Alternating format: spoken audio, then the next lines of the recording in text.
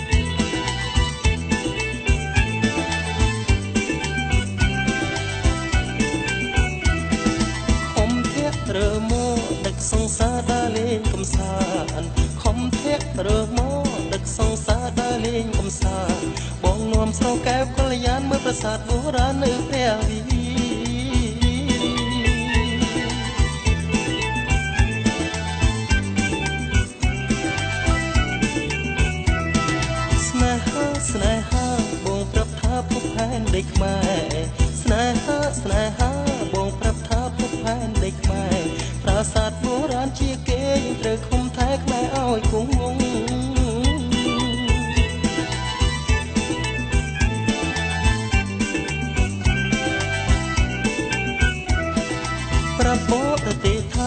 ทដូនតាដីខ្មែរតែមួ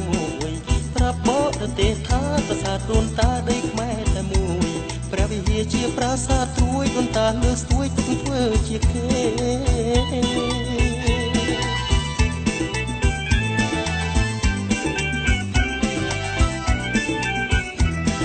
ឃើញស្អាតពោផងអ្នកគុំមកចង់បន់លំស្នេហាឃើញស្អាតពោផងអ្នកគុំមកចង់បន់លំស្នេហាដីខ្មែរតាំងពីដូនតាប្រាសាទសេលាស្នេហាខ្ញុំអើយ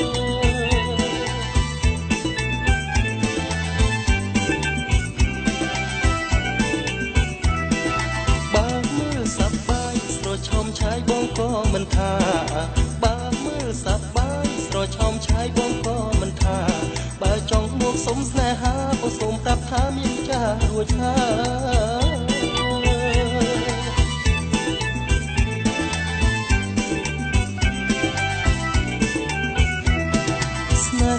ស្នេហាបងប្រាប់ថាពុកផែនដីខ្មែរស្នេហាបងប្រាប់ថាពុកផែនដីខ្មែរប្រាសាទបុរាណជាគេយើងត្រូវខំថែខ្មែរឲ្យគង់វង្ស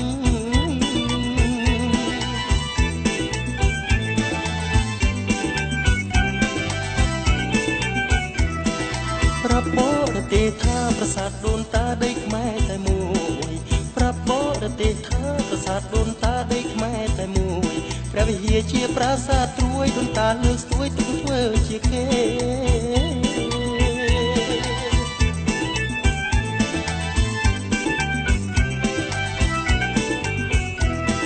ឃើញស្អាតផោផងអ្នកគុំមកចង់បន់លំស្នេហាឃើញស្អាតផោផងអ្នកគុំមកចង់បន់លំស្នេហាដីខ្មែរតាំងពីដូនតាប្រាសាទសេលាស្នេហាខ្ញុំអើយ